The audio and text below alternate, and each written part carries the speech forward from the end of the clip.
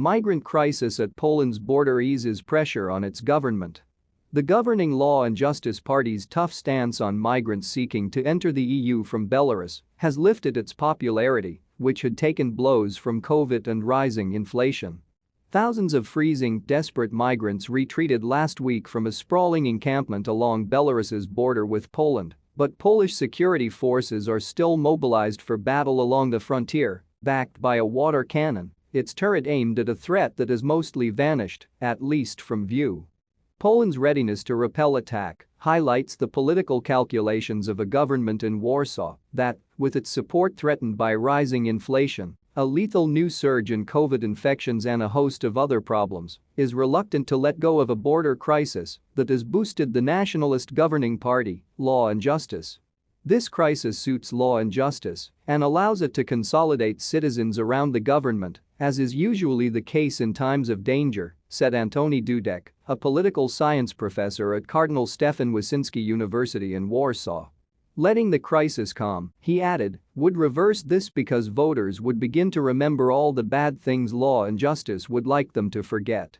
Scenes of migrants trying to storm the border and being repelled by blasts of icy water from Poland, as happened early last week here at Bruzgi, reinforce the Polish governing party's message that only it can defend the country against what it portrays as invading foreign hordes, and they also help it to defuse a crisis with the European Union.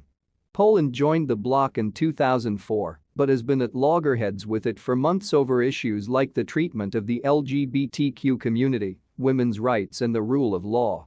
Last week, Belarus shut down the huge and increasingly squalid migrant settlement flush against the Polish border, removing a key flashpoint and shifting the main focus of the crisis to the repatriation of asylum seekers.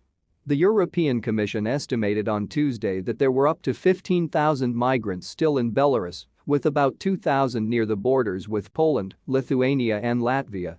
Instead of declaring victory, Warsaw is insisting that the struggle rages on, with Prime Minister Mateusz Morawiecki declaring on Sunday that at this very moment, a hybrid war is taking place on the Polish-Belarusian border.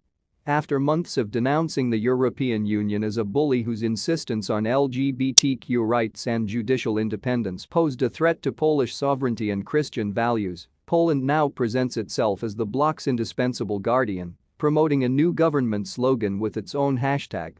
#WetOffenderUp. This message, embraced by fellow members of the European Union, has largely eclipsed Poland's migrant crisis at Poland.